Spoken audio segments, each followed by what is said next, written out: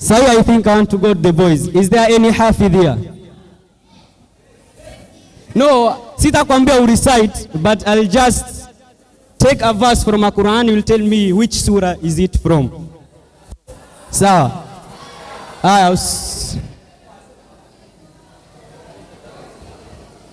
A'udhu billahi minash shaitani rajim. Na kama uli chocolate zampeleka sistako. Sawa. Inna ad-dina 'inda Allahi al-Islam. Inna ad-dina 'inda Allahi al-Islam. Wa ma ikhtalafa alladhina. Nani? Aseme tu from which surah? Mkikosa enda kwa guts. Naam? Tulukaf. Hiyo verse imeregelewa.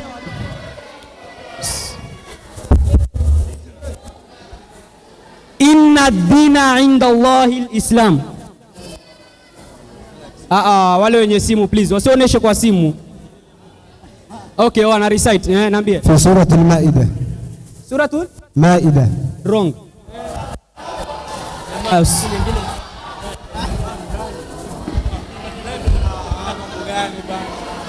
Suratul Al-Imran. Al-Imran.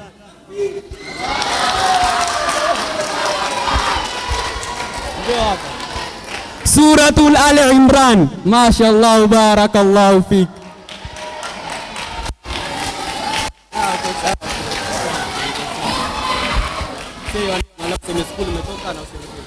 Anaitwa Khamis Salim na soma Today Secondary School. Mashallah, takbir.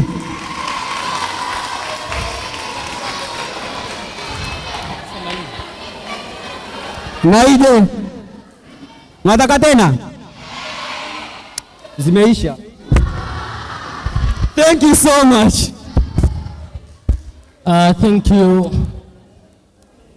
Thank you so much, Suhail, for the wonderful, gifts and presents, and to all ambao wamepata the chocolates. Congratulations. So we are now going to our last session for our today's program. That is the afternoon session. And we have a panel discussion. And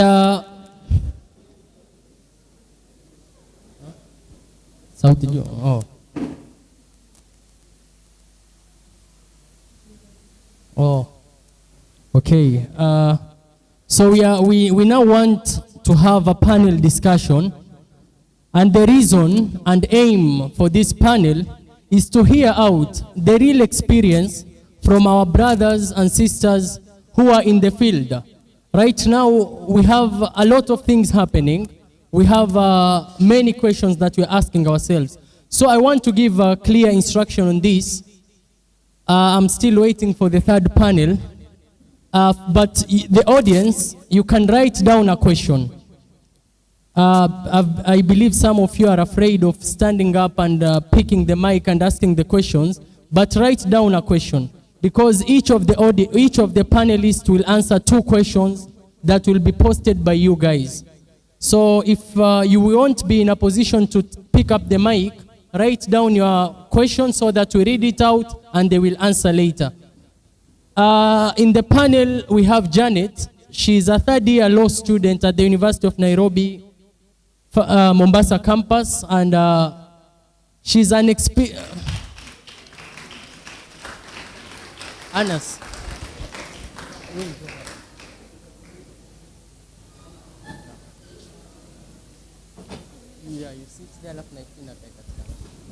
Okay, she is a third year 3.2 student studying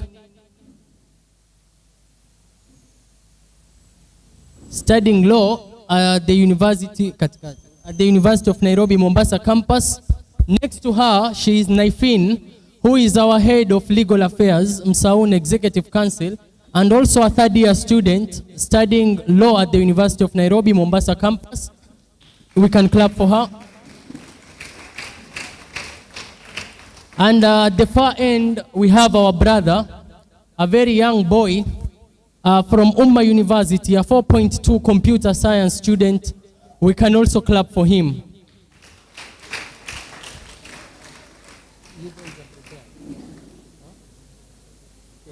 So each of the panelists will have 4 minutes to speak on a certain subtopic that was posted to them.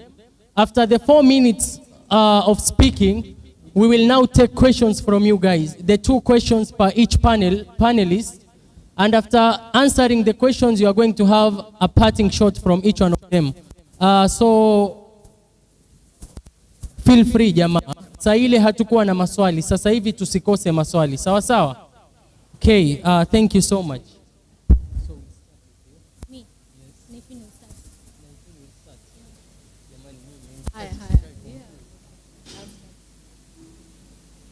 Assalamu alaikum wa rahmatullahi wa barakatuh. I hope I'm audible enough. And first of all, I'd like to thank you all so much. I just remember being in high school 4 years ago, and I know the patience it takes to sit and to listen and to comprehend. And looking back, I wish I had attended sessions like this, or I wish I was more open to attending sessions like this where I got a one-on-one from university students. I haven't introduced myself. My name is Naifin Najim. I'm a 4th year. I'm actually done with my 3rd year. So I'm now a final year law student at the University of Nairobi, Mombasa campus. And I was actually told to speak about always aiming higher. And that will involve a lot of things. It will involve academic, it will involve your character, it will involve just your role in the community. And I was born, raised in Mombasa. My parents are here. And I don't think I would choose to be born anywhere else. So just a small background, because someone asked me before I came on stage, by the way, Abdul, before the questions came, someone asked me, how do you know how to pick your career? And I was like, you know, that's a very good question, because I don't know how to answer that.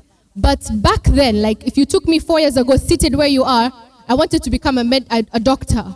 And I wanted to become specifically a pediatrician. How many want to become doctors? Doctors. Nice, very nice. Lawyers? Okay, good. Okay. Settle down. Okay. Enough. Yeah. Shh. Khamis. Yeah. So I wanted to become a doctor like Dr. Hafsa here. We went to the same high school, but I wanted to become a doctor.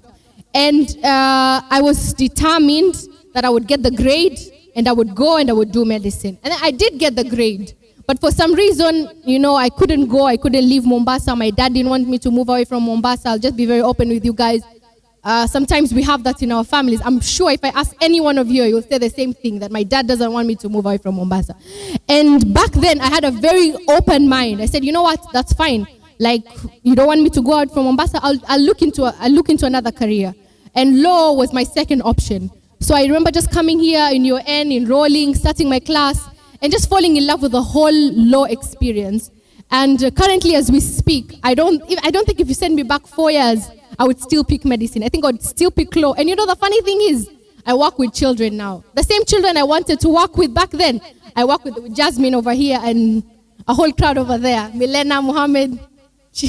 We work with them with children. And my advice is always this. I think as you pursue academic excellence, always remember that the Prophet ﷺ, what did he say? Whoever takes a path to seek knowledge, man salafa tariqan yaltabis fihi ilman, sahala Allahu lahu tariqahu ila al-jannah. That if you take a path to seek knowledge, what does Allah do? He makes your path to Jannah easy. Once you align your intentions, whether you're Muslim, whether you're non-Muslim, once you align your intentions, that I'm pursuing perfection, I'm pursuing excellence, I'm pursuing this just for Allah subhanahu wa ta'ala, everything just what happens? It becomes easy. And I think the idea is this, that you don't limit yourself. Whatever you think you want to do, you can do it. Whatever it is. I want to become a professor, oh, you can. I want to become the judge, you can. The biggest, I think looking back, the biggest obstacle I had was myself. That was it. I remember when I was in Form 4, I told one of my friend's bigger sisters, her older sister, I said, you know what? I don't think I can get an A-plane. Like, I don't know. I feel like I can't get this A-plane. And she said to me, the moment you put it in your mind that you can't get an A-plane, you won't get an A-plane. And she was so right. The minute I changed my thinking, I didn't get the A plane. I got just 1 mark somewhere there. But because I put it in my mind that I wouldn't get it. So my message to you today, as I talk about aiming higher, you know how they say, oh, aim for the moon, and then if you miss, you fall for the stars. It's so true. Because if you aim for an A and you miss, what do you get? An A minus. But if you aim for a C and then you miss, what do you get? And the thing is, we'll not all get A plane. That's true. That's a fact. And our intelligence is measured differently. When you come to university, you understand that, there's people as smart as I am. You know, when you're in school, you think, oh, I think I'm the smartest. I think I'm the top 5. You come to university and everyone is equally smart. Everyone is equally efficient. It's a whole competition out there. And my message to you is this. Even when people tell you, oh, I hope there's no politician here. Even if people tell you, oh, but the rich people, they have a D, they didn't go to university, they're rich. No, there's a complete difference between people that go to school, they pursue higher education, their thinking, their words, their mentality. Just to sit with someone who has a PhD and the way they bring in everything and they link things together, you will come to understand as you go to university how it's such a big difference. And even in school, always aim for excellence. Don't be the kind, oh, I think Mimi, ni mtu wa C minus. No. Remove that. As you go from today, as you go back to your schools, as you go back home, just tell yourself, you know what, I also want to be excellent. I also want to sit on a stage like Prof. I want to become a professor of law. I want to become a professor of arts. I want to become a professor, whatever field you want to get into. Put that in your mind. I have a question as we proceed. Yes. Kindly explain to these ladies and gentlemen, why law? Like, why do you want to lie? Why do you want to protect the criminals in the society? Why law? Abdul thinks we lie. So do most of you, as so do most of our societies. What do? We protect criminals. See, when someone comes to you, I've murdered someone, I have to protect. If Abdul comes tomorrow, he's mad at someone, he'll look for a lawyer. See, you won't, Abdul. Yeah. Anyways, jokes aside. But the idea is law is so wide. Even the policies that keep you here, they're made by who? You know the 3 arms of government. The first one, the executive, and then the people that make your laws. You know the whole idea of MPs. The people that make your laws, most of them, the senators, are legal students. And just the policies that bring you here, the agreement we have with your school, these are direct policies to allow you an education. Did you know that? You know we have a constitution of Kenya that I didn't know about, by the way, Jasmine. The constitution of Kenya. I just heard of its name until I came to law school. And you have so many rights. And then you come and someone comes and, you've inherited land. Sio, ya babako, you've inherited a land and your father left your land. And then someone comes and says, you know what? This land is on leasehold. It belongs to me. I want to take it. Who will you go for? Now imagine you're your own lawyer. And actually, there's more than just going to court and litigation. There's mediation, arbitration. This is where now people have quarrels. They fought over a legal issue. And then the court now, because of the backlog of cases in the judiciary, they want to reduce that. And they have they let you go out of court and settle these matters. So you become you're a lawyer, but you become a mediator. Watu wampigana, people have divorced and people have divorced in the community. You don't go as a divorce lawyer, you go as a mediator. You try to bring sulh. What does the Quran say? وَأَصْلِحُوا بَيْنَهُمْ وَالصُّلْحُ خَيْرٌ. That's bring reconciliation between them, and reconciliation is better for that. Okay, so, Naifin, I want to cut you short. Yes, but I want you to have this thought so that you give us an answer when we come back to you. You have given us a reference from the Quran. وَأَصْلِحُوا بَيْنَهُمَا. Did Allah subhanahu wa ta'ala mean that the lawyers are supposed to do that, or the qadis using Islamic Sharia are the ones to do that? Thank you so much. You are not going to answer this right now. So we can now pass the mic to Janet, a third-year student of law as well at the University of Nairobi. Janet, what do you have to tell the audience? Good afternoon. My name is Jasmine Janet. a third-year law student at the University of Nairobi. And my topic today is youth. It's about youth in leadership. But I don't want to do most of the talking. I want to involve you guys as well. So who is a leader? Do you know who a leader is? Okay, since most of you have said yes, who is a leader? Just raise your hand, one person. Or there are no hands, but I had so many yeses. Who is a leader? Yes, please.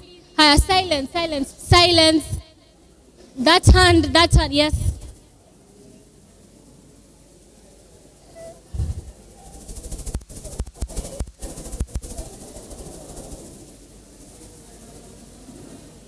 Let us maintain silence. There is someone responding to a question.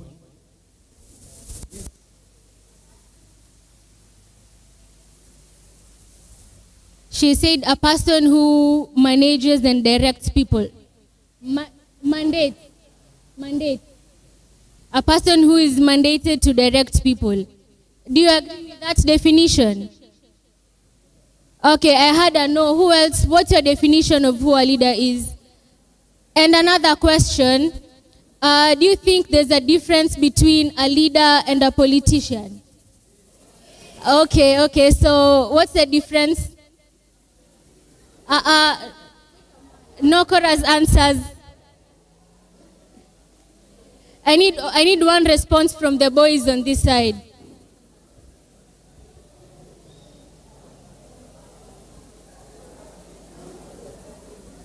Is that? I cut it short. I went to my topic.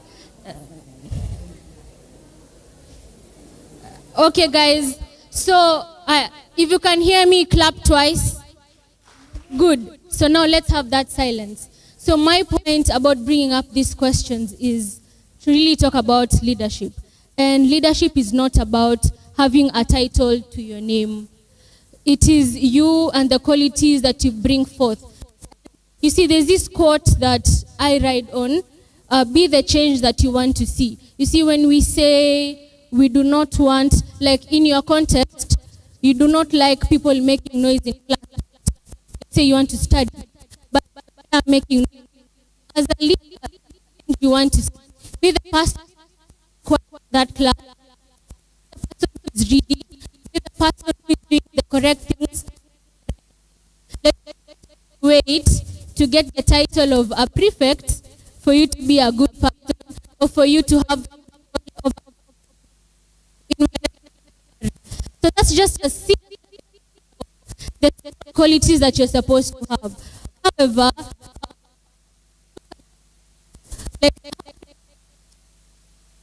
some of us actually shy away from leadership. Like Nathan can tell me, Jasmine, this Saturday I want you to do this. And I give her 1,000 excuses, like, I'll be sick, it's a Monday, and I tell her, I'll be sick on Saturday, and it's a Monday. Like, I am running away from leadership, or I'm running away from taking charge. So, 35. We as the youth, or we children, we should not run away from responsibilities or from being leaders, not just in school, even at home. Yeah, even at home, we can take charge, or we can be leaders in our homes, like doing the chores bila kuambiwa, or I can see the reactions, or doing your assignments without feeling fear, like to be punished from our teachers, reading, doing well in school, just being the best version of yourself. So I will just go down. My presentation has qualities of a good leader. And now first, how do you develop leadership skills? So one is get involved. Like here in university, join clubs. We have clubs that deal with children. We have other clubs like debate. So even in your schools, join clubs. Join debate club, whether it's music or mathematics club. In our school, we still have such clubs. I don't know if in your schools you have them, but join clubs. Then when you join a club, you don't just join and go back. Show up. I'm sure these clubs have meetings when I was in high school, we used to have like weekly meetings. So if I join a club, I make sure I show up in that club and I do my best in that club. Another thing that can bring you down is joining multiple clubs. Like you've joined 10 clubs. How will you do your best in 10 clubs? So make sure you don't overburden yourself. You join clubs that you're sure you will be able to be a lead, you will be able to show up in those clubs. If you know you can handle 2 clubs, join those 2 clubs. And then you do your best in those clubs. You shine in those clubs. When you go for clubs, you don't sit at the back. You can sit at the back, but let us hear your voice. Because everyone here has a voice. Everyone has something nice that they can say. Then point number 2 is learn from others. You have 2 minutes. Okay. Learn from others. You can learn from people who are older than you, like students who are ahead of you. You can learn from mentors, from your teachers. Because as a leader, you should be able to, like, you're open for any corrections. Like, you can be told you are too harsh to your juniors. You can say, okay, I will change, or I'll use a softer tone. Or you'll be told, even prefects, sometimes you're told you are too lenient, or you're too strict, or something like that. Be open for corrections as a leader. Then now, overcoming obstacles. You see, as youth, there are so many obstacles that we face. Or even as high school students, there are some obstacles that we face. Sometimes, like if I use my example, in high school, you shy away from good leadership because you're scared of what your peers will say. I emphasized on good leadership. Let's say as a captain of debate club, you're scared of telling your classmates or people in that club, you're making too much noise, you need to settle down because you're scared of what the other students are going to say. You need to be a good leader. Do not be scared of doing the right thing. And then now, stay informed. As a leader, this is one thing. You see, when I stand to, let's say, represent the University of Nairobi, whatever I tell you, people might not even remember my name. People might not remember my name, or both. People might not remember my name, but they might remember that I was representing the University of Nairobi. So as a leader, you represent a very big group. So you need to be a role model to the rest. You need to... I need to cut you short. Okay. Thank you so much. Maybe you can now pass the mic to our gentleman. And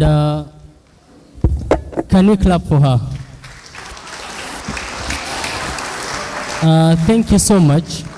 As we continue with the panel, kindly note down the questions. You have any questions, write it down, then I will read it out to them so that they can answer. Brother Anas, he's coming from Ummah University.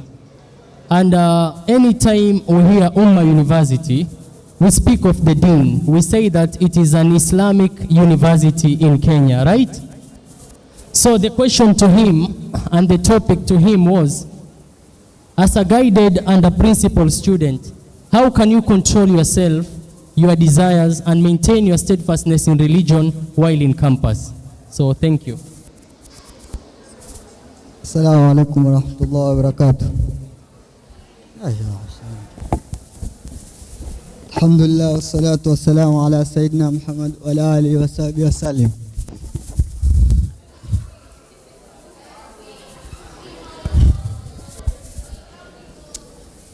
Mwanisikia sahi?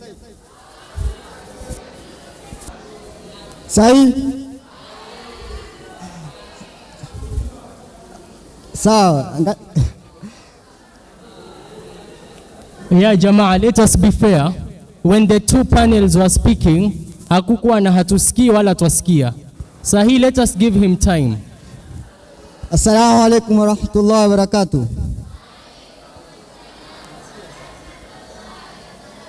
I just asked, are you listening to me? And you said, no. How did you hear that? Explain. Okay, I think now you're listening to me, and I think I'm audible. As for the name, it is Anas Muhammad Ali. I finished in Nakuru Boys High School. I think the name is just scary. I don't want to remember that life, seriously. After that, I went and pursued a degree in computer science in University. And right now,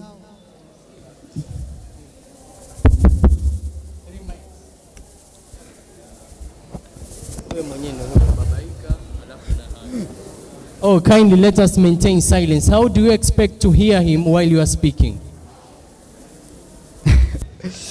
Wacha mimi niwaambie ukweli jamaa. Mimi hapa kuna madam hapa nilipoingia alikuwa anaongea about disorder. I think I have all types of disorder, shyness, everything about it. So please you have mnielewe yani. Mshanipata point yangu sio?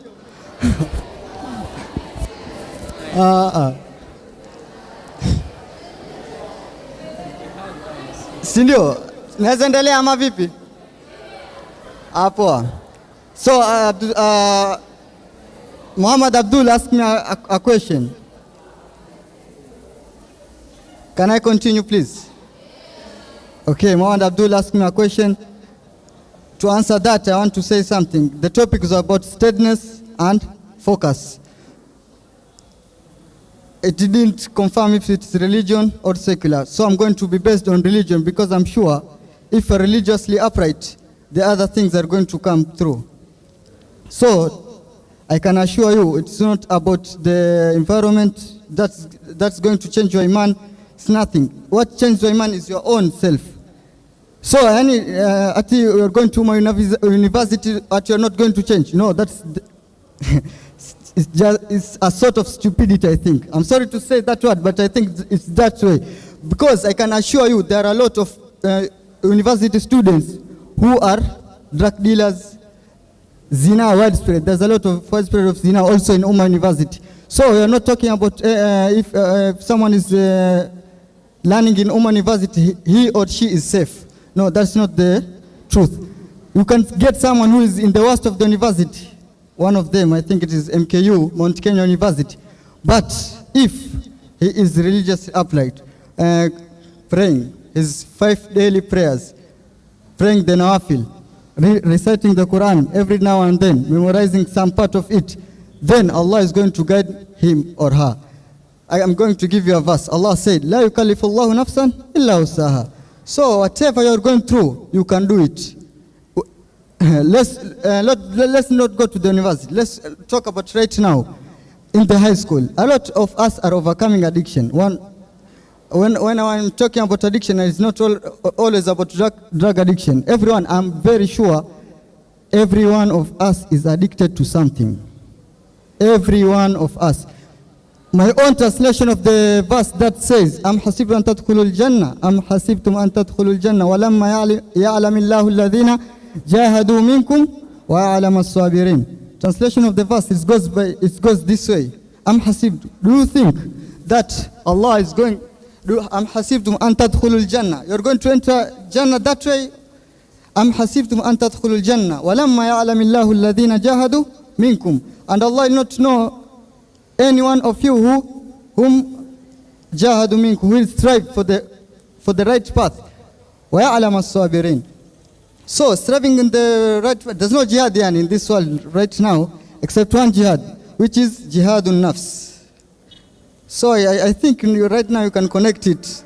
Every one of us is addicted to fight that disease or that thing that is affecting him. Either we are addicted to cocaine, bang, or girls. Like I'm talking to girls, being talkative. I'm not talking about being talkative in a right manner, but like backbiting, gossiping, that is a form of addiction.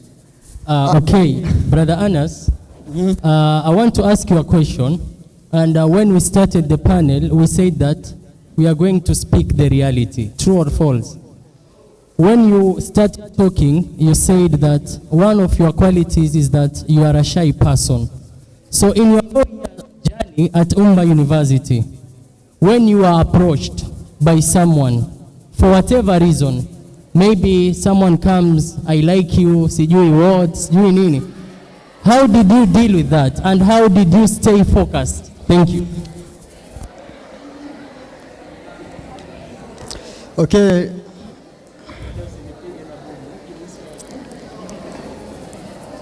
I want to answer the question of Muhammad Abdul Shemaka. If you give me a chance, please, I'll talk. please remain silent. So he asked a very good question. You know, if I'm talking to men, wallahi, they'll understand me. Sote tumeumbwa na shahawati. Lazima, yani wewe lazima, wewe kama mwanaume lazima kuna kitu kitakuninio.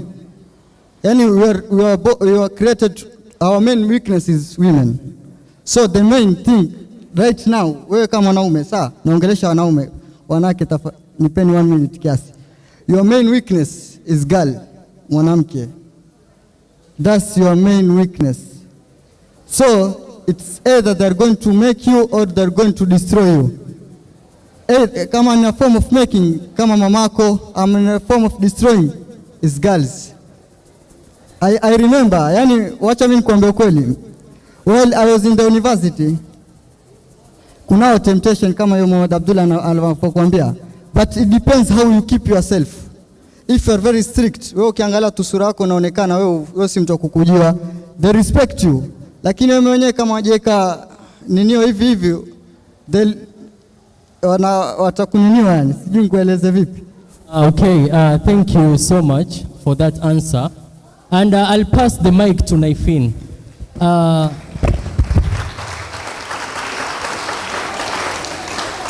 Naifin, I want you to speak on something. How do you stay steadfast and focused? Like, my goal in the university is to get a degree. Anything irrelevant, these boyfriends, these stupid things, how do you stay focused against all this? Thank you. Thank you. That's a very good question, actually. So I think that the idea is to mind your business. Yeah. You know, you really literally mind your business. So personally, if an event is not official, if it's not academic, you will not find me there. You can ask anyone, literally, you will not find me there. And that's because I want to minimize as much as possible anything that will get me out of my identity as a Muslim woman. And that is a personal choice. That is a personal choice. You have to decide that this is who I am and this is what I'm deciding. And it's not really as hard as you guys, okay, it's hard, but once you make up your mind, it's not as hard as you think. People just come to understand that, you know, Mariam, Naifin, she will not attend this event. It's not an official event, she will not come. And if they see you there, they'll wonder and until you feel so bad for attending. Naifin, you came here until you feel so like, okay. So you have to make up your mind. When you go to university, from the beginning, it's a bit hard. I think in your first year, I'm now in my third year, so I'm talking like a senior. But in my first year also, I faced challenges. You know, I went to Abu Huraira, like it's a girls, I spent 8 years in Abu Huraira, from class 5 to form 4.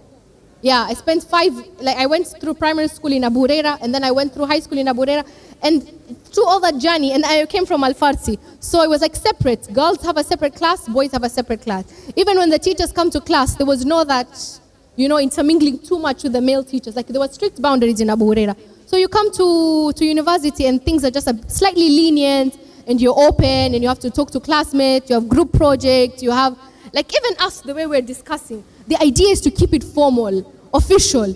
This is what needs to be done. Khalas, mshamaliza. I need this, not kwisha, no talks, no extra engagements. Hi, how are you? Khalas. You don't, trust me, you do not have to be too friendly with people.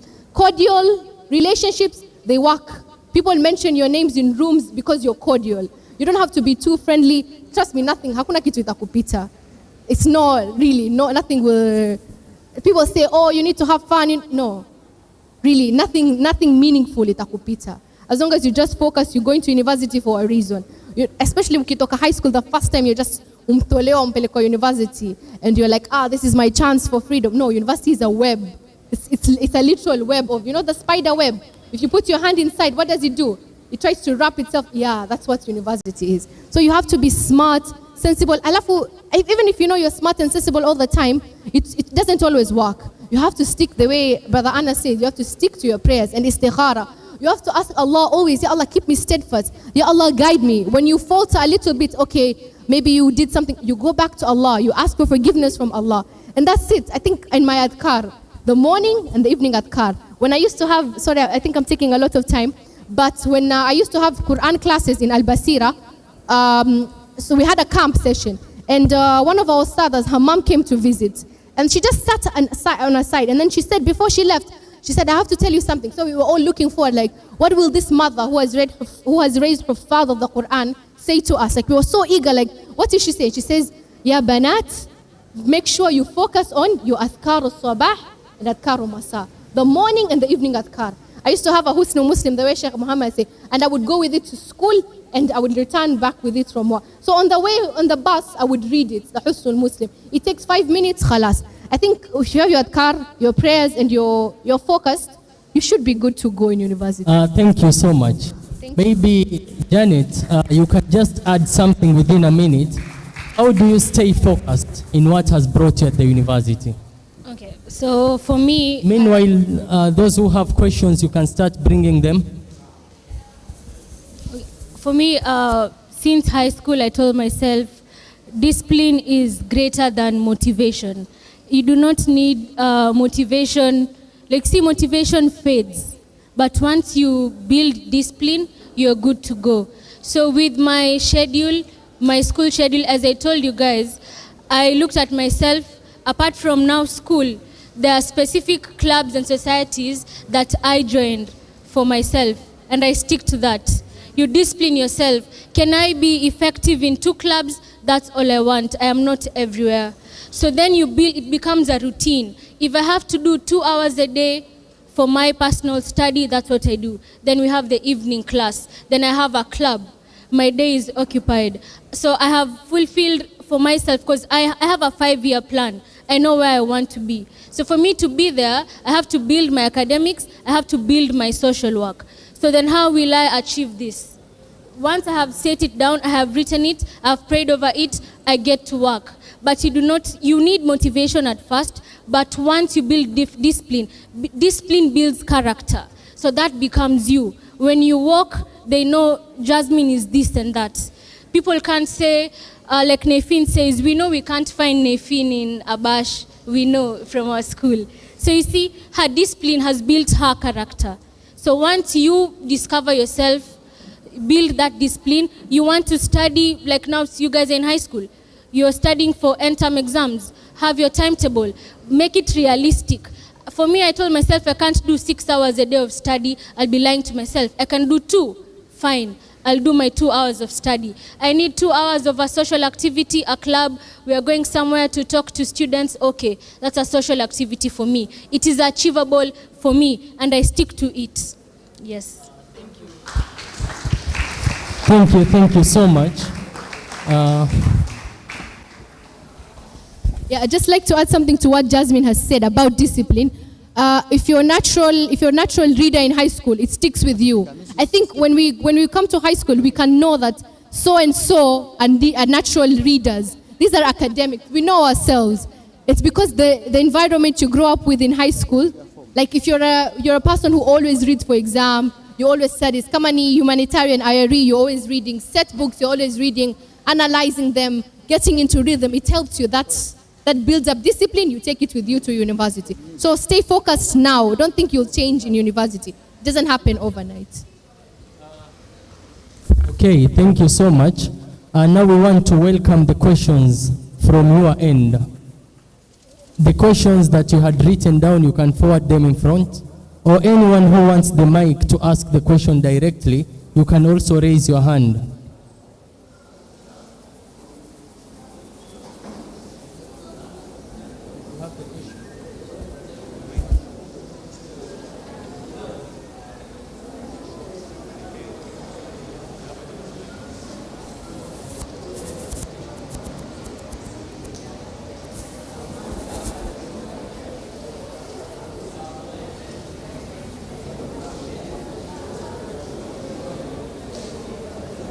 Okay.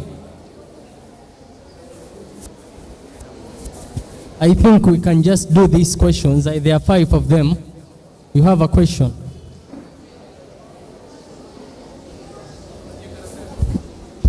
Assalamu alaikum wa rahmatullahi wa barakatuh.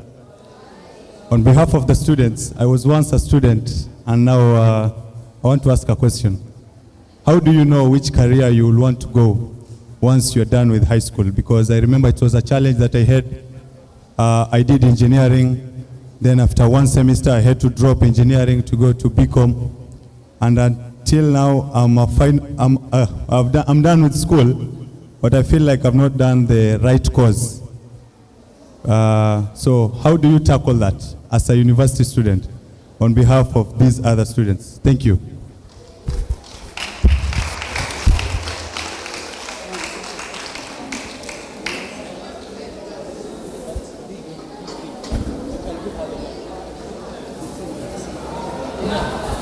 I think the questions are...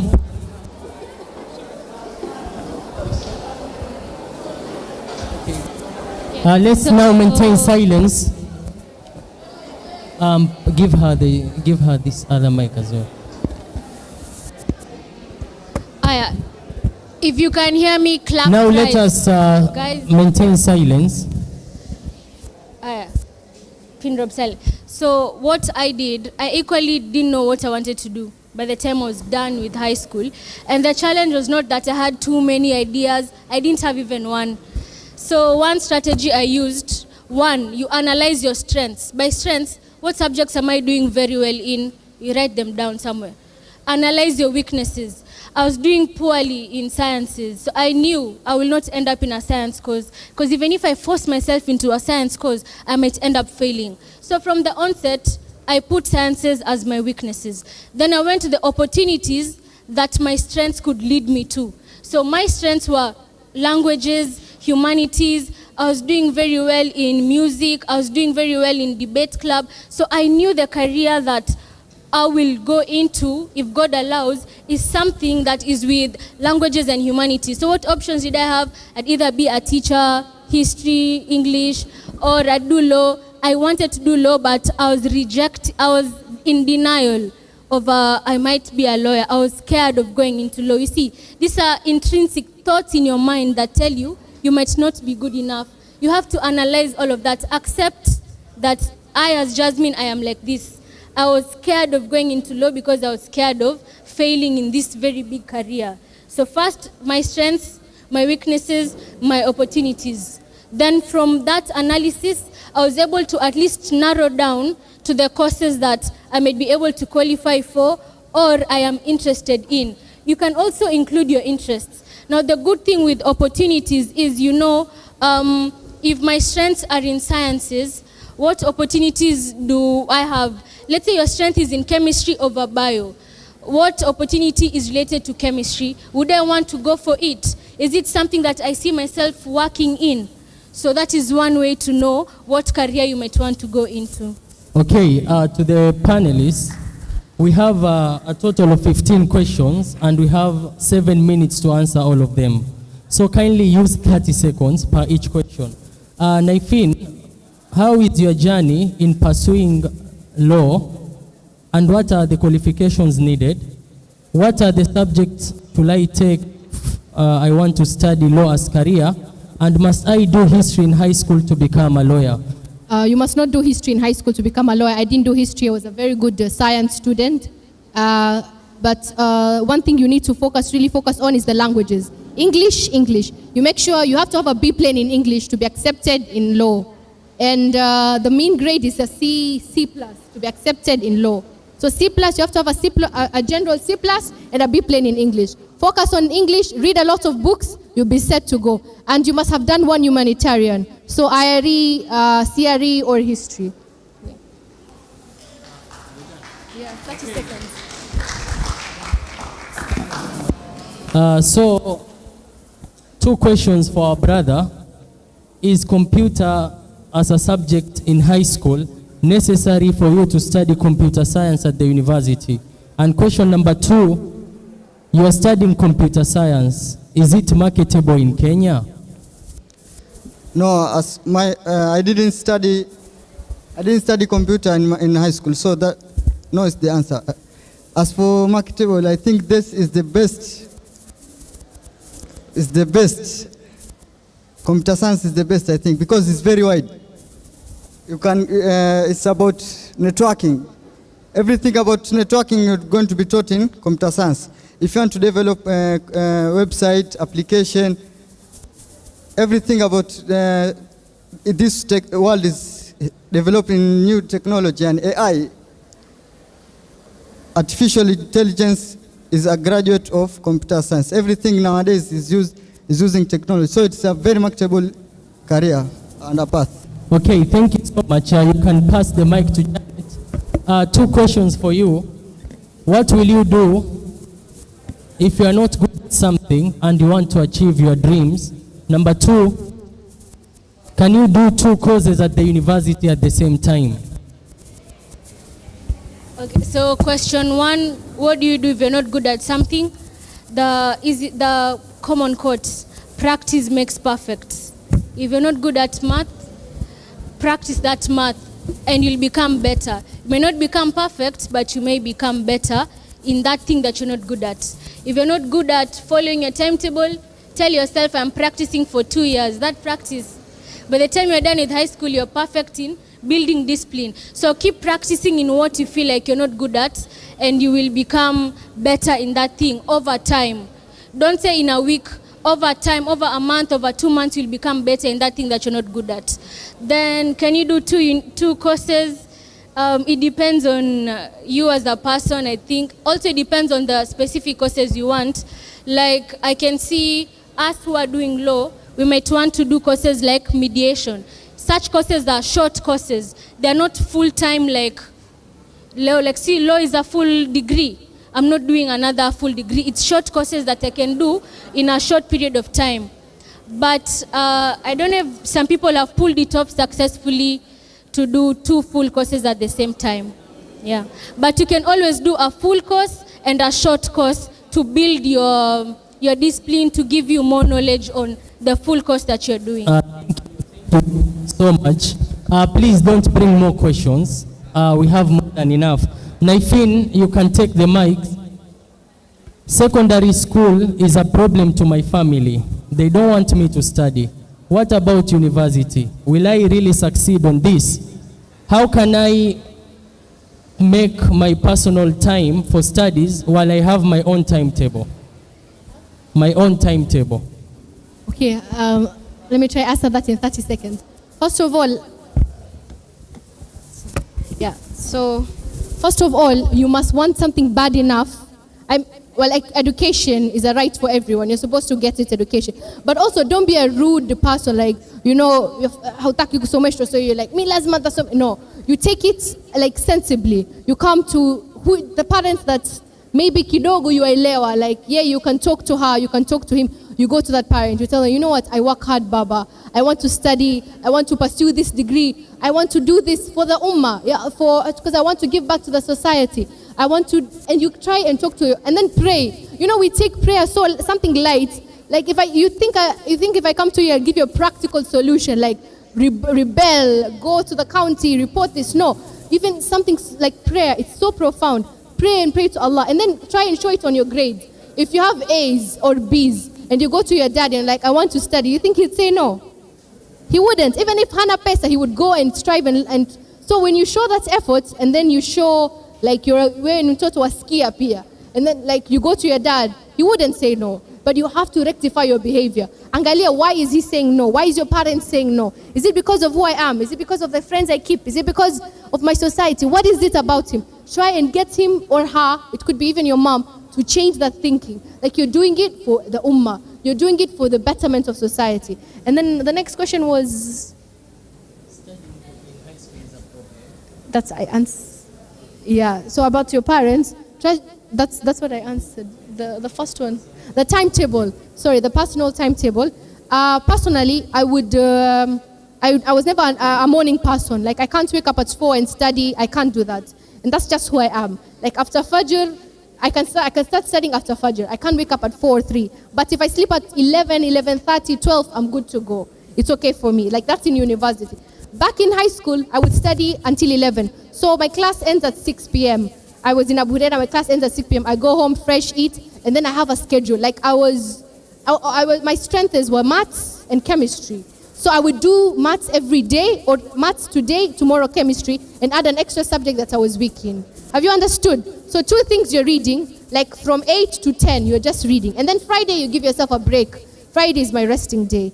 And then in the morning, I can't take heavy subjects. I would read like the books, the set books, Kigogo, we had Blossoms of the Savannah, and then do a little math, because math just gives me that boost. So that's it. Jipange, 2 subjects a day. Start with the one you're good at, and also add the one you're bad at. Perfect what you're good in, and then practice the way Janice said. Okay, last question, just yours. I have a very religious parents who want me to immediately get married after high school. How do you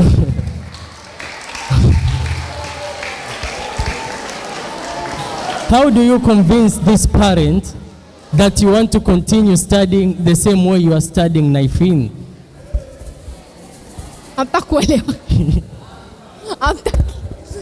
Okay, first of all, marriage is not a bad thing.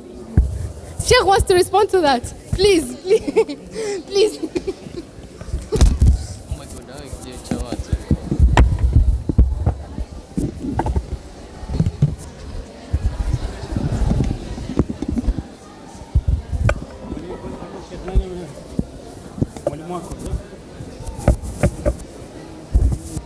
Assalamu alaikum wa rahmatullahi wa barakatuh.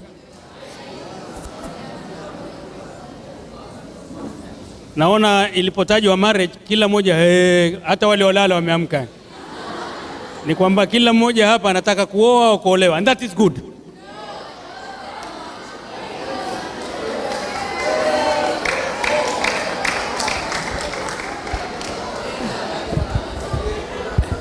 Especially ikiwa the proposal has come after school.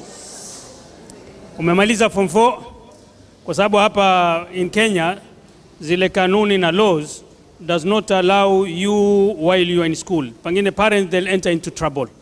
Na ikiwa you are under 18 also, kukiwa na kidudu mtu pale mtaani akiwa report wazazi wanaweza kufungwa. Lakini after school umemaliza form 4 and a proposal has come, you can kill 2 birds with a stone.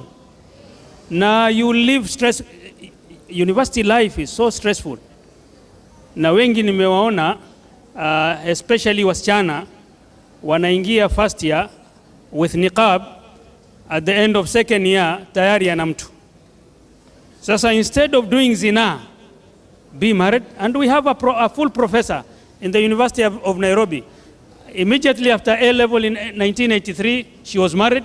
She went to college, finished first degree, master's degree, and then a PhD, and she has been a professor for almost 20 plus years. And she's going strong, good with children, with grandchildren now. That is the best, yani. If a proposal comes, usirudishe, agree, be married, and then you continue with your career. Combine the two.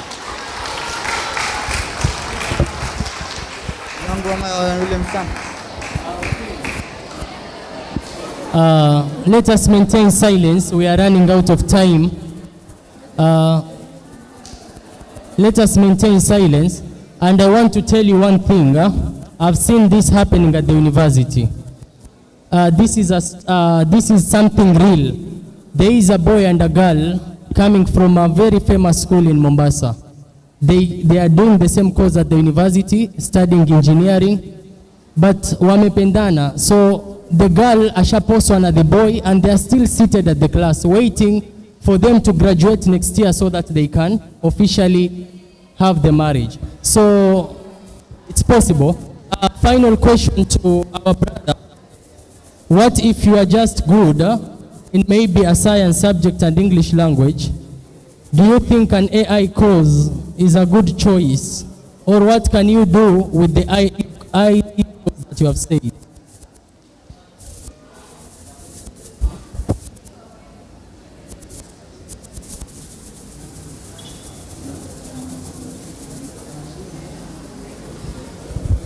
Okay, there's 3 main classification of computer science.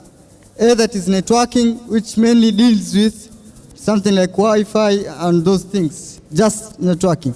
And another thing is about machine learning. The subset of machine learning is a course called artificial intelligence. And another one is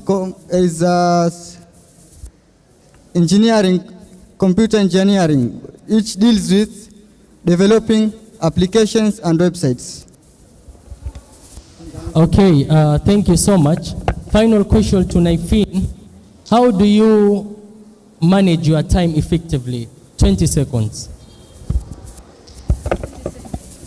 I just aced it.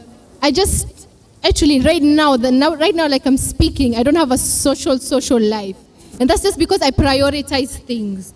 You know, we say we don't have time, but we all have 24 hours in a day. So you have to make sure you're scheduling your time. Before I would just go through like the day, I have so much to do, and then I just go to school and I try. Now I write a list in the morning after Fajr. What do I need to do? I need to do this. I have a class after class. Sorry. After class, I have to teach. I have a student. I have this. I have a meeting with this one. I have a report to write. You plan yourself. You have to plan yourself. Like if you know the saying that whoever fails to plan, plans to fail. It's as simple as that. You plan and you know yourself better than anyone else. You don't have to be a person who always says yes all the time. Decline invitations that do not align with your priorities. You won't lose friends. You won't lose anyone. The real friends will stick around with you. Thank you so much. Janet, for your final touches. Janet said you should analyze your best subject, but what if you don't have a best subject? And okay, that is it. Okay, so by strengths, I mean what you do best, what you do well in. Like there are students who do well in everything, and the others who don't do well in almost everything, but they do better in some things. Like some can say, yes, I'm not getting A's in everything, but at least my history is higher than most of my subjects or any other subject. Or I know my strength is, or I'm very like for myself, I was doing averagely in most of my subjects except languages and history and my humanities. I was not getting exceptionally well compared to the rest, but they were higher. So you look at that. Where is it that when you see in university, the good thing is, if let's say you've chosen law, you know you're sticking to this field. I am not doing math in this career. So if I stick to bio and chemistry, can I do well? If I drop the rest and stick to these two, can I run a marathon, a mile with these two subjects? So if you know you can do exceptionally well with these two, then those are definitely your strengths.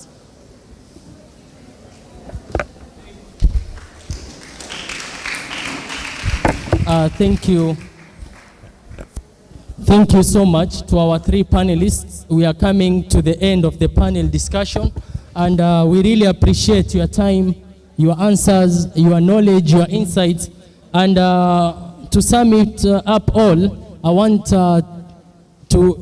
us to give them certificate of appreciation, and we'll start with our brother Anas. The certificate will be handed over by Suhail, the chair of MASUN Mombasa campus.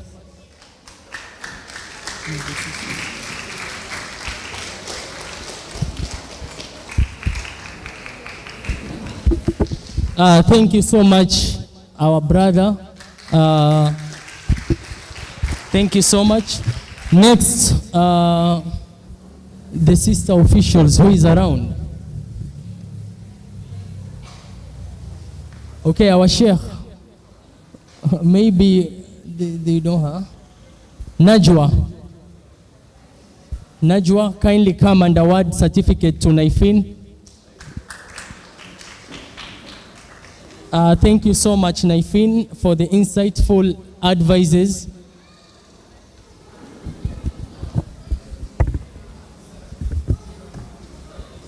Nani mwingine?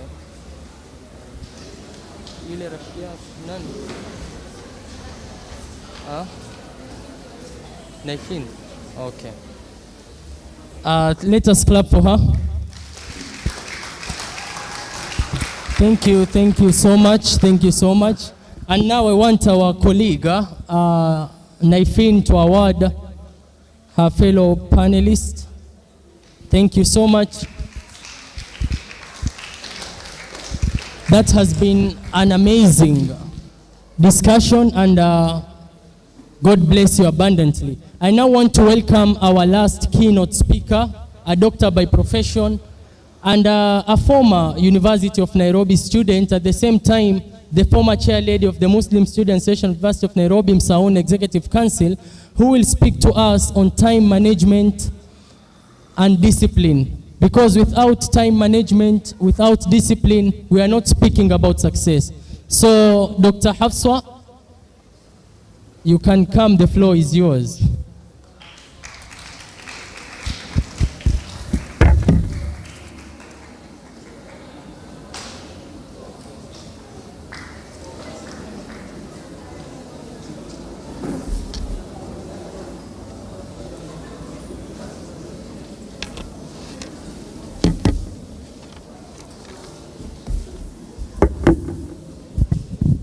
Assalamu alaikum wa rahmatullahi wa barakatuh. Assalamu alaikum wa rahmatullahi wa barakatuh.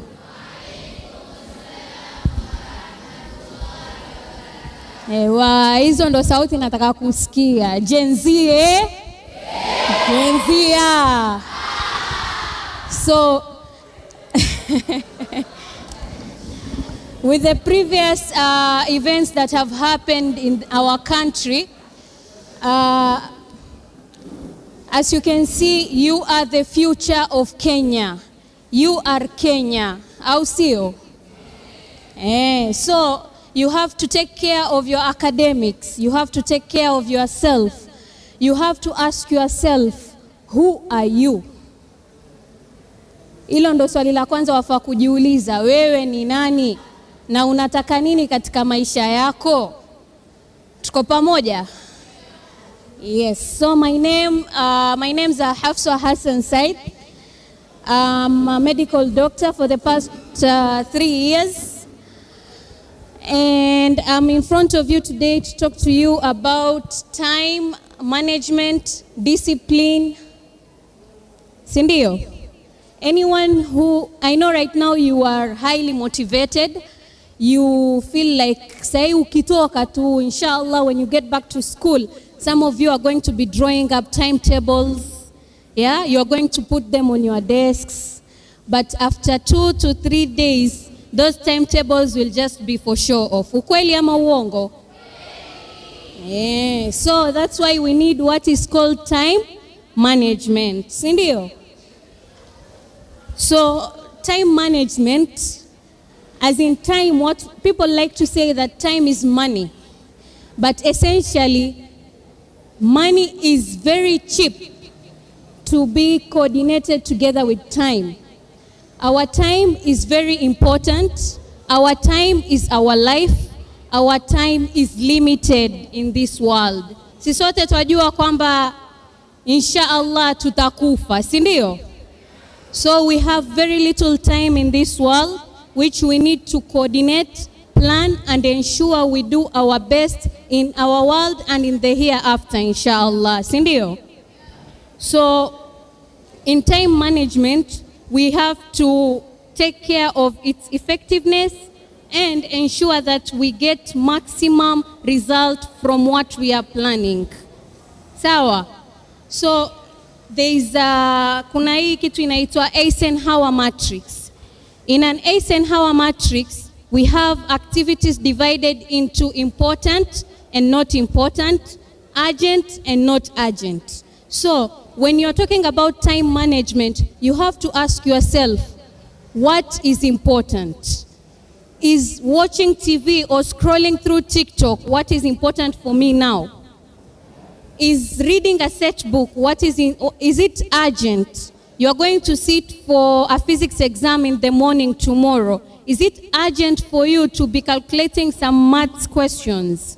Ushaona? So you have to ask yourself such questions so that you can divide these your activities. So you have urgent, not urgent, important, and not important. What should take priority is what is urgent and important. That is what you need to do.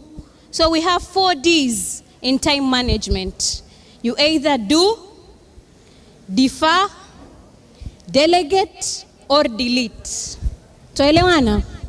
Nimesema you have to do, defer, delegate, or delete. So the four things, two things, urgency and importance. So you have to classify your things that way.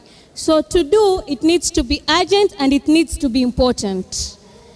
For you to delegate, it's urgent, but it's not important to you. For example, you need to book an airplane ticket for your mother. That is urgent. You can hand it over to your sister or your brother or your cousin to help you do that. But you have an exam tomorrow morning. That is urgent and it's important. So you have to sit down and read for it. Sawa. The next is defer. Kudefer, it means pushing it forward, not procrastination, as in scheduling it, putting it at a certain time. Ikifika saa 11 mpaka saa 12, I will do this and this and this. So at this time, at 3 p.m., it is important that I stand here and talk to the high school students. But at 5 p.m., I have to be in Premier Hospital doing my shift. That is what deferring is all about. You have to schedule what is not important, what is not urgent, but is important. Mumenielewa? Yeah. Then finally, you have to delete. Kudelete, it means it's not urgent and it's not important. Very many things are not urgent and important, including scrolling through TikTok, watching through YouTube, doing Instagramming. Hizi vitu zote, sometimes their importance, we put them at a very high pedestal, but they don't add anything in our value. Tumeelewana? So that is all about time management. And when you're managing time, it does not mean that you have to completely put yourself or engage yourself in activities that are going to give you results. There is a saying that says, all work without play makes Jack a dull boy. Right? And all play without work? Yes, so there should be a balance between play and work, meaning there should be a balance between your studies and the time that you need to do other things. Kusoma does not mean you don't have time for your family. Studying does not mean you don't have time for your friends. Studying does not mean you don't have time for Allah Azza wa Jalla. In fact, Allah is supposed to be your priority during anything that you are doing in this world. If you put Allah ahead of everything else, kila kitu nyingine, you'll just be flowing. Sawa? So you have to schedule your time. You don't have to give excuses, and you don't have to always give reasons as to why you're not somewhere. Or if you're being told there is a certain day, inshallah, kutakuwa na family gathering, schedule it. It's important for you. Studying is not only through books, it's not only through computers, it's not only through exams. You can study when you interact with other people. Mwafundishana tabia, you learn something else from your friend or from your sister or from your mother. Sawa, tuelewana? Yes. So when you're planning or you're doing time management, there are different things you can do, especially when you're in school. You wake up early in the morning, you pray, you take wudu, you pray your Haajar, you recite the Quran, you pray Ishraq, then you get ready for school. Or wale ambao wako boarding, you go take tea and then you go to classes. Sindio? So in my schedule or in my planning, you need to have a diary or a book. It's important because in that diary, you'll be planning your day and your week. So for example, Naifin was talking about taking around from 7 to 10 p.m. studying. So you ask yourself, what am I studying from this time to this time? Ask yourself, how long does it take for me to have complete attention or focus? Kama ni 25 minutes, focus for 25 minutes. If it is 45 minutes, focus for those 45 minutes. And always have it in written form, as in have a checklist. or a checklist pale utaandika from 7 to 8 I'm supposed to be studying chemistry. And then at the end of the day, you give yourself 15 minutes and go through your checklist. Ask yourself, did I meet my goals? From 7 to 8 ilikuwa chemistry. From 8 to 9 it was English. From 9 to 10 I was doing 5 questions in maths and a few questions in chemistry. Did you meet your goal? Yes. Did you meet your goal? No. Why didn't you meet your goal? So every day it becomes a step towards improving yourself and doing what is best for you. Sawa? So that is time management. Have a checklist, prioritize. Mimi kutoka saa moja mpaka saa mbili, my brain is fresh. So that is the time I'm going to do the most difficult subjects that I have. Ile ambao sielewi ama sishikanishi, that is the time I'm going to use. From 8 to 9, my brain is getting tired. So I'll do something that is a little bit lenient. And then from 9 to 10, I do something that I'm good at. Najua hii niki flash through, I have understood, I'm done with it. So keep that in mind. You have to have a checklist, prioritize your goals, and when you are setting timelines or goals, you have to use the SMART. You need to do SMART goals. SMART meaning they have to be specific, they have to be measurable, achievable, relevant, and time-bound. Specific as in, ukisema wasoma chemistry, which topic in chemistry are you going to tackle that day? After that, do a few questions on that topic, which will help you understand, oh, nimeelewa ama sijaelewa. Measurable is by using such questions. You ask yourself, nimeelewa? Sijaelewa. Then you go back to your teacher, talk to them, kwa nini mimi sikuelewa etc, okay? Achievable, are you able to do it? Ama you're just lying to yourself that mimi I can read from 7 to 10. If you can only do 1 hour, let it be 1 strong hour. If you can do 3 hours, let it be 3 strong hours. Relevant things. What is relevant in your life at that moment? Is it studying? Is it working? Is it cooking? Is it helping your parents? Finally, time bound. Always, time should be very specific. If it's 45 minutes, ensure it's 45 minutes. If it's an hour, it's an hour. If it's 2 hours, it's 2 hours. Tumeelewana? Sawa sawa. So, next is discipline. You can manage your time. You can have a schedule. You can have checklists. You can do SMART goals and all that in written form. But if you're not disciplined, nothing will work. Sawa? So, discipline is mastering control. You have to be in control of yourself. You have to be in control of your time. So you need to, when you are disciplined, you ensure that you are obeying particular rules and orders. So if you're telling yourself that I have to sleep at 11 p.m., it has to be 11 p.m. Sawa? If it's studying from 8 to 10, it has to be 8 to 10. No excuses. Oh, nilikuwa napita kona hii, nikamuona huyu, kapija story na huyu. No. You have to be very specific in what you are doing. Sawa? Then finally, hard work. Hard work is a lot of effort. The amount of effort you put into something. Nowadays, there is hard work, there is working hard and working smart. So you need to balance between the two. You can't leave any out. Yani hauwezi kusema mimi I'll work hard. Working hard does not have a focus. It does not have a goal. You will put all the effort, alafu finally you have nothing to show for it.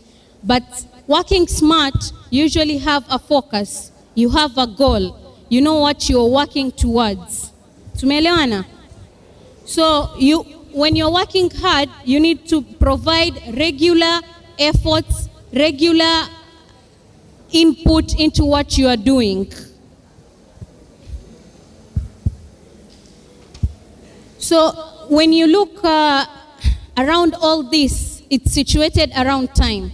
Time is all we have. Time for ourselves, time for our studies, time for our family. Sawa.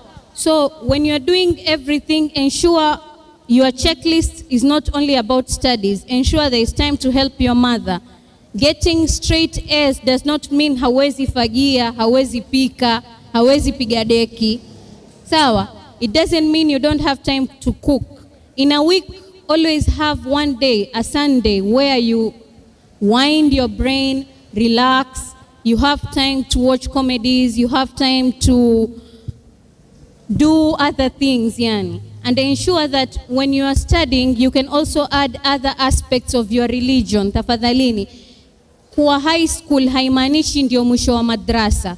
You can do sira, you can do fiqh, you can do hadith, you can do tafsir. On your own, books are there, libraries are there. You are taught how to read. So make use of it. Leo inshallah I'll take Suratul Nas nisome tafsiri yake ya 80 na nini. Kesho nitachukua aya moja Suratul Bakara. That's how your brain enlarge, you open up your ideas, you get to balance between your deen and your dunya. Sawa? When we say that time is money, we equate it to being greedy. Sawa? There are people who, for example, when you start working, you will find out that individuals will tell you, you're wasting my time because I'm being paid 1,000 per hour.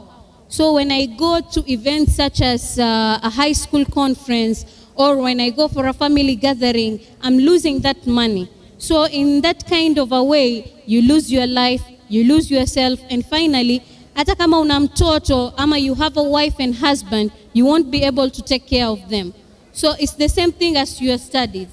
This thing about time management and discipline, you will carry it throughout your life. So it's something that you nurture when you are in school, primary, secondary, but finally it comes to help you throughout your life. Mpaka inshallah siku ambayo malakul maut atakwambia tayari. That is the day your discipline and your time management will end. But throughout your life, you will make use of time management and you will make use of your discipline. When you are working, you'll make use of it. When you are studying, because inshallah, how many of you want to do degrees? How many of you want to go through masters? So all this, you'll be doing your masters when some of you are married, when some of you have children. So time management and discipline is very, very, very critical. So jaribuni sahi, ensure that you align your priorities, you know how to make use of it, and then finally, inshallah, nanyi pia mtafundisha watoto wenu. Sawa sawa? And you have to always make a choice. In time, you have to make a choice. Ni hii ama ni hii? Is it A or is it B? You can never do both. There was a question about whether you can do 2 courses at the same time. It's very doable, but very stressful. So when you do 2 courses at the same time, to say you have a full course in the morning and the other one is in the evening, when do you get to rest? When do you get to read the Quran? When do you get to talk to your family? When do you get to take care of your children? So make a choice. What do you want out of this life? How many of you want to become doctors? Madaktari? Aya. This goes to the ones who want to become doctors. Life is not easy. Life out there is not easy. It's always challenging, not only to doctors, to engineers, to accountants. Kila mtu, life is not easy. So you need to prioritize your goals. When you're going out there, know what you want and how you want it served. Don't just go there blindfolded. Huyu kwambia twende cinema, haya, twende huku, haya, twende kule, haya. And then finally you get challenges towards your end of year exams or end of semester exams, or even during kupata kazi. Sawa? So I'm going to end with the Islamic aspect on time management and discipline. Imagine Allah subhanahu wa ta'ala enjoined to us salah. Salah is time bound and it takes a specific amount of time for you to do your salah, and it has to be perfect for it to be accepted. So, swala is one of the aspects of Islam ambayo inatufundisha sisi how to become disciplined and how to manage our time. We have to manage our time around swala, not make swala around activities. Umeelewa? So your swala has to be the center of everything you do. Lunch, dhuhri kifika, it's time for prayers. Asri kifika, there is no procrastination of swala. So that teaches us how to be disciplined, how to manage our time, how to focus around activities that we need to do and take care of. وهذا السلام عليكم ورحمة الله وبركاته.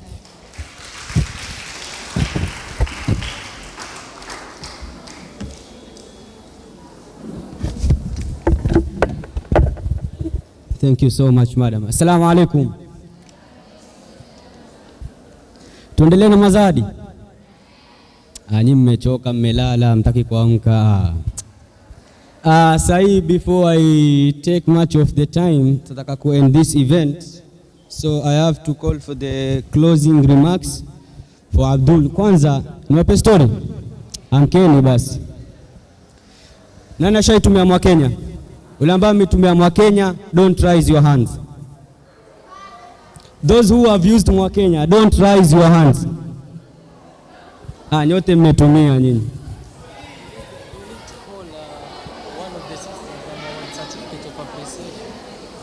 Who? One of the sisters hajachukua award huyo. Oh, Dr. Okay, sawa. I would like to call the chair lady from MASUN here Mombasa campus, Khadija Mansour, to award Dr. Hafsa Hassan Said. Please welcome on the stage.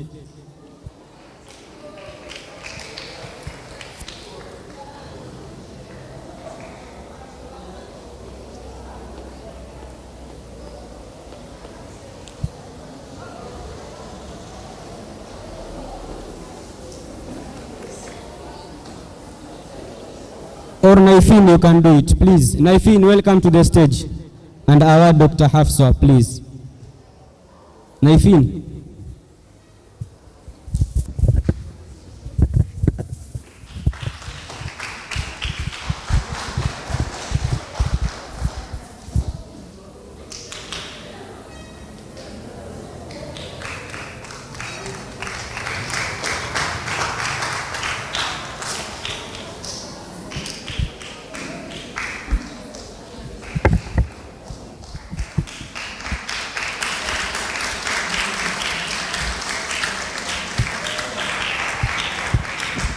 Thank you so much, Naifin. Thank you so much, Dr. Hafsa.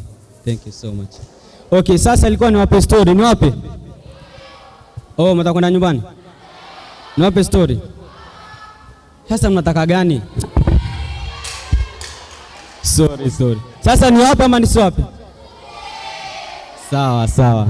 Once upon a time, there was this farmer who was doing and selling butter. Na pia kulikuwa na shopkeeper who was buying the butter from the farmer. So, sina time. Sina time, majamu watansamee. Or I continue. Sasa, there is a time this shopkeeper used to buy the butter from the farmer, like always he used to do. Ananunua hiyo butter, anaenda kwa shop yake, anafanya nao bread, anauza. So by the time ikawa ni hivyo anaendelea hivyo, wanauziana, and the farmer did the same, used to buy the bread from the shopkeeper. So ikafika time ile shopkeeper akasema, this butter, is it really a pound? Akasema ngoja nipime. Akapima kwa mizani yake ya dukani pale, akaangalia it's not a pound. So he was devastated, akakasirika sana. Akasema, is it really not a pound? Na kumbe yule farmer back to his farm was using a scale. You know, a scale is not accurate like this modern measurement things. So kufika kule kwa farmer akamwambia, na akaenda ka report file case kwa polisi, wakaja naye mpaka polisi. Akamwambia huyu jamaa anuzia butter na it's not a pound. Sasa what do you solve about this case? Yule farmer akamwambia polisi, look, this is what I do. Actually, I have this scale. What I used to do, nachukua hii bread from the shop, which it indicates it's a 1 pound bread. Neka on the other side. na this side neka hiyo bata yangu ambao namuzia yeye. So at the end anasema it's not a pound, it means his bread is not a pound. Nanielewa? So who is the wrong one? The farmer or the shopkeeper? Right. So what does it teach us now? It means that what you see in life, the law is simple. You get what you give. You give this, you get what you have already given. Na itakuwa unknowingly, we bila kujua tu. Uweza peana kitu na ikakujia we bila kujua. Either good way or in a bad way. You did someone good, itakufanyikia wewe pia in a good way. You did someone bad, itakufikinyia wewe pia in a bad way. Lakini huwezi jua. It will be unknowingly. So let me call Mr. Abdulia, the chair exec, for vote of thanks. Please welcome Mr. Abdulia. Thank you so much. Thanks to the speaker in absentia, the former chair lady MASUN exec and doctor. At the same time, thank you so much, Chairman Mombasa campus. Before I give my votes of thanks and I welcome our chaplain for closing remarks and dua, I want to share with you a true story that happened in Nairobi at our university. As an organization, as a Muslim student body, apart from the conferences that we host, we usually have a day out trip. We usually organize a trip, nature trip, yani. We either visit Mount Kenya or anywhere. So we organized the trip last year and went. But kabla hatujafika mahali, as the driver was trying, alipokuwa yu corner with the bus, a sister ambaye alikuwa amekaa kwa dirisha, her iPhone 13 ilianguka kwa barabara and it was on a highway. The sister started panicking. My phone, my phone, my phone. Kwa wale drivers, anywhere kama gari iko kwa highway, hawezi simamisha gari hapo. Lazima uende utafute mahali upark. So tukatembea yani, the driver ikabidi aendeleze safari for almost 10 minutes ndo tukapata mahali pa kusimama. Remember the phone imeanguka nyuma. So the sister was crying. That phone I was only given kwa sababu we usually have the trip 1 week after resumption of our calendar year. So that phone was only 1 week old. So the sister was panicking, my phone, my phone. We had to stop the bus, take all the gents in the vehicle, in the bus. There were 30 gents, twende tukatafute simu kwa barabara. We took 1 hour 30 minutes to look for that phone, but hatukupata hiyo simu. And the trip had to resume because people have paid for that trip. So tukaendelea na safari. I asked the sister, will you be comfortable continuing with this journey na nini? Akasema I'm okay, let's go. Tukafika where we are heading to. The sister was just okay yani. She was okay hapa na pale. So as we were coming back from the trip, the chairman, my immediate chairman, he's not here, he's in Nairobi doing medicine and surgery. Akaniambia, Abdul, go speak to that sister. Mwambie as MASUN tutachanga any amount tumpatie anunue another phone, but basically iPhone 13 is a lot of money. So I approached the sister and I told the sister, pole kwa msiba ulokupata. You know, sisi Waswahili lazima tuomboleze kistaarabu. So I told the sister everything yani, but the sister told me one thing.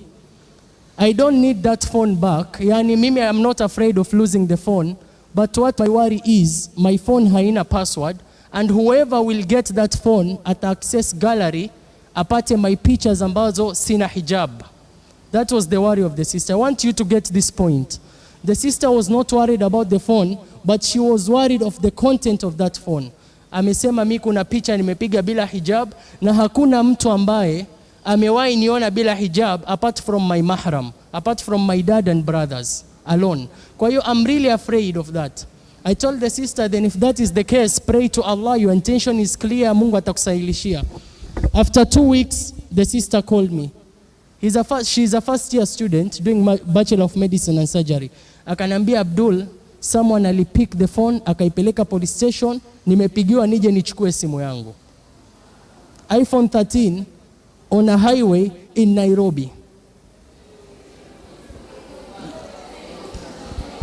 So you can you can imagine, wallahi, I did not believe. Sincerely, I did not believe that she got her phone. But I had to meet with her physically and ensure that kweli ako na simu yake. When I met her, the phone was hers, imevunjika screen kidogo, but that was her phone. And I said, Alhamdulillah, the sincere intention of this sister, the fear of Allah this sister had, ndo imemfanya recover her phone. Takbir. To my sisters who are here, your modesty, your hijab is something that defines you as a Muslim woman. To our non-Muslim students who are here, know that your body is a treasure. Don't allow these gentlemen, them and I, to play with you. To my brothers, as I give you my final advice,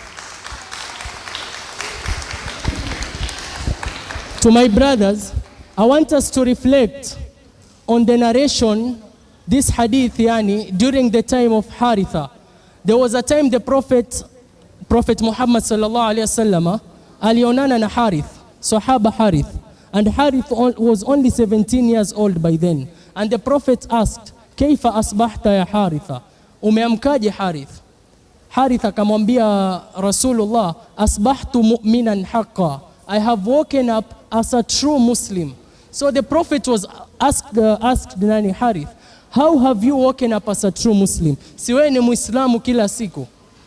Harith akamjibu Rasulullah akamwambia, the definition of asbahtu mu'minan haqqa means that, according to Harith, ni kwamba the level of iman Harith had is that azaftu nafsi ani dunya fastawa inda hajaruha wa madaruha, kwamba hii dunia ameipa kisogo mpaka sasa hivi kukiletwa dhahabu na jiwe mbele ya sahaba Harith, they were the same. That is the level of iman one of the sahabas had, na alikuwa in our age bracket. So my question to each one of us is that, how is our level of our deen? How is our level of our deen? So that was a piece of advice from me. And to the closing remarks, I want to sincerely appreciate you students first for attending this conference. Clap for yourselves. I want to appreciate the patrons and the teachers who brought you and who accepted the invitation letters to ensure that you are here. Clap for them. I want to appreciate Kenya Red Cross Society for this wonderful venue that they have given us. When we took the letter to them, they did not hesitate to give us this venue. So sincere thanks to them, and we really appreciate the fact that they gave us the venue to use for our event today. Sincere appreciation to the MOMBASA MASUN team for helping the MASUN exec team to make this event a success. I want to appreciate our guest speakers who are here since morning. Dr. Mbara Ali, the Minister of Education Mombasa, was here, plus other guests that were here. And all the guest speakers that were here, we send our sincere appreciation. A special appreciation to the Dean of Students Office in Nairobi for acknowledging this event and sponsoring this event, because our first sponsor for this event was the Dean's Office in Nairobi. So sincere appreciation to that office. Our appreciation to our Sheikh, our father, our chaplain at the University of Nairobi, Sheikh Muhammad Abdullah. He traveled all the way to Nairobi, from Nairobi, so that he can be with us. We don't take that for granted. Our partners, including the media houses, Haajar TV and Ihsan TV, our partners who supported us financially and materially, Imperial, ADT, Northeastern Development, and all the others who made this event a success. So to everyone who made this event a success, as the chairperson of MASUN Executive Council, I want to sincerely appreciate you guys, inshallah. And as you go back home, may Allah take you safe. And also don't engage yourself in these protests that are ongoing. They are not healthy. Don't engage in something that will cost your life. Ukitiwa, usually there was a clip showing that mtu ameenda alitaka kuvamia parliament and was killed. Then in the comments watu wanasema he died fighting for the country. Pale kaburini kama Waislamu wale the two angels hawatakuuliza mbona ulikuwa unapigania haki. No, they will ask you on how you lived. So ensure that you don't endanger yourselves, you don't endanger your lives. Be safe and inshallah until we meet again. Sawa sawa. So I now want to invite our Sheikh for the official closing remarks and official closing of this function, and some votes of thanks from him.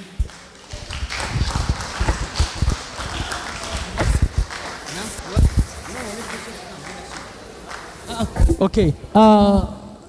Before Sheikh speaks, I want Suhail to award also with certificate of appreciation. We have his certificate here.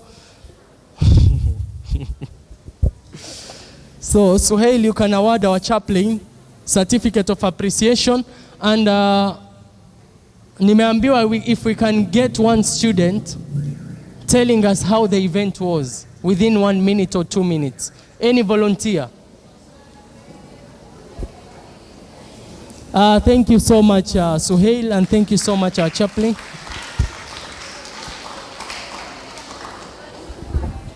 Any student? Any student?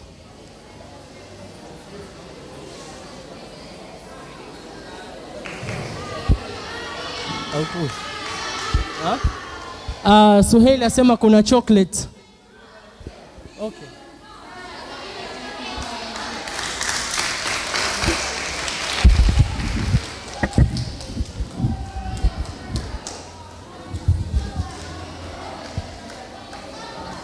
Okay, you can still come as well. Can I go down? Why? Because no, you shouldn't be scared. Assalamu alaikum wa rahmatullahi wa barakatuh. I've enjoyed the event. It was really knowledgeable to me. It helped me a lot. It is really motivated. I've learned many things. I've knew how life is out there and now here. Thank you.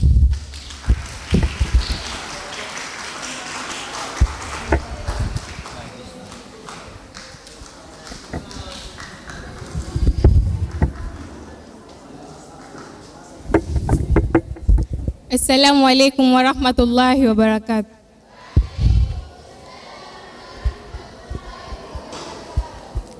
To my remarks about this occasion, I just say that it was beneficial to all of us because we were told about every stages about going to university, how we'll choose our courses, and many things you have known about university. So anyone is not afraid of going to university, or are we?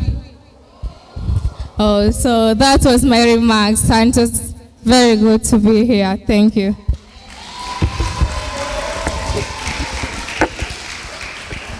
Thank you so much. Thank you so much. Tumeshukuru, asanteni sana. So right now we have closing remarks from Naifin. We'll share some words to inshallah. Naifin, closing remarks.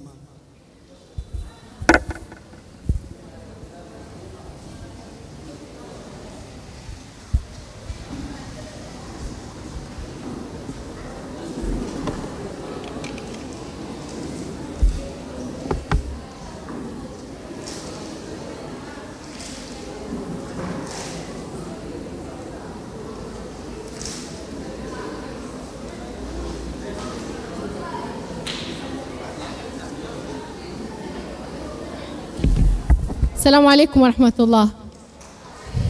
We've come to the end of our journey. See, we were here since morning and we're almost done. And I don't want to talk a lot because I know you want to get up and leave. It's a Saturday. But from the bottom of my heart, I thank you all for coming here. And I think the bottom line is you get out of here better Muslim students, better Muslims, like generally better Muslims. Decide what you want for yourself and let no one stop you from achieving it. No one. And when I say no one, I mean yourself especially. Do not be a hindrance to yourself. Trust in Allah. Put your prayers first, always. Remember your adhkar. So morning adhkar, evening adhkar. Do not forget. If you must take one thing home today, it's that. your adhkar, your morning adhkar and your evening adhkar. And other than that, I wish you guys all the best. University of Nairobi Mombasa campus is right here. You guys want my number anytime to talk to me personally, you can get my number from your teachers. I'm always there to guide, to motivate. I understand how it feels to be lost sometimes in high school. Other than that, I wish you guys all the best. Thank you so much, so much. Barakallahu feekum wa jazakumullah khair. Thank you so much, Naifin. Right now, we want to end this wonderful event. Inshallah, this will be the last speaker of the event, the closing dua from our Sheikh Muhammad Abdullah.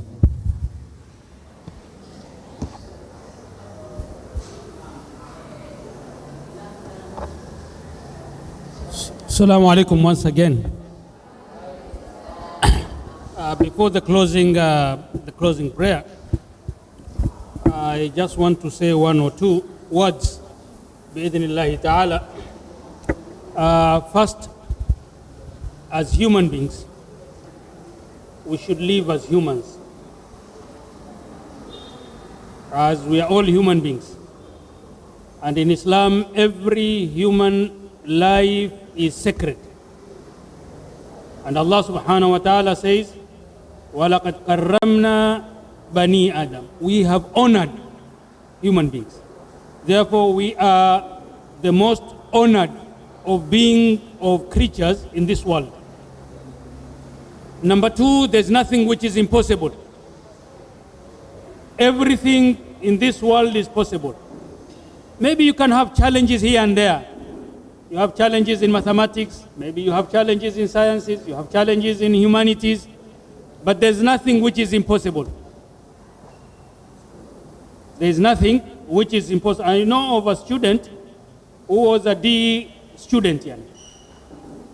But when he entered Form 4, he said, I want to change everything, want to reverse everything. He worked hard. At the end of KCSE, he was able to garner B+. There is no dull student. Either maybe you can be bright, you work a little hard, and there's another one who work extra hard. But maybe remove from the dictionary, from your mind, that it is impossible. Everything is possible. It is just hard work. Pray to Allah subhanahu wa ta'ala, and Allah subhanahu wa ta'ala will enable you. Be motivated from the life of Jessica Cox. You can Google maybe after. Learn about this lady who was born in 1983, armless, without arms. But she is the first armless pilot in the world.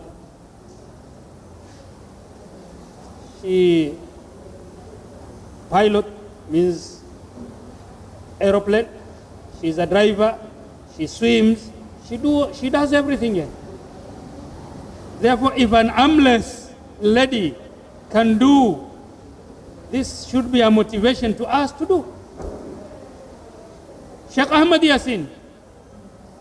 Sheikh Ahmad Yassin is another being who used to live in Gaza. He was martyred with a 1-ton bomb by the Israelis. 1-ton bomb. And she is paralyzed from the neck to the feet. Only the head can move.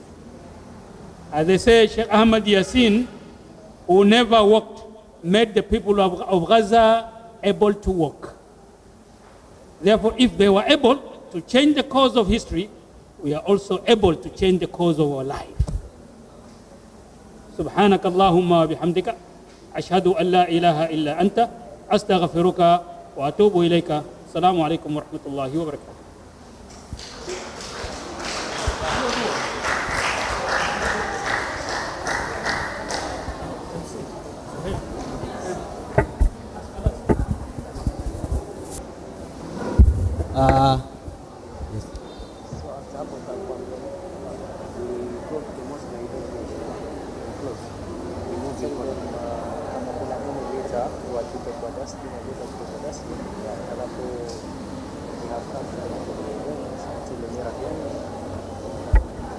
Thank you so much, Sheikh Muhammad Abdullah. And for now, this is the last thing we are doing. I'm the last person speaking to you, and we are moving out in an orderly manner. So please, if there is any litter in front of you, take it with you and drop it outside the dustbin there nicely, please. Until then, ma'as-salama. Thank you for having come here so much. We'll see you until we meet again. Take care of yourselves. Be safe. Your family loves you. Your friends loves you. We love you. Bye.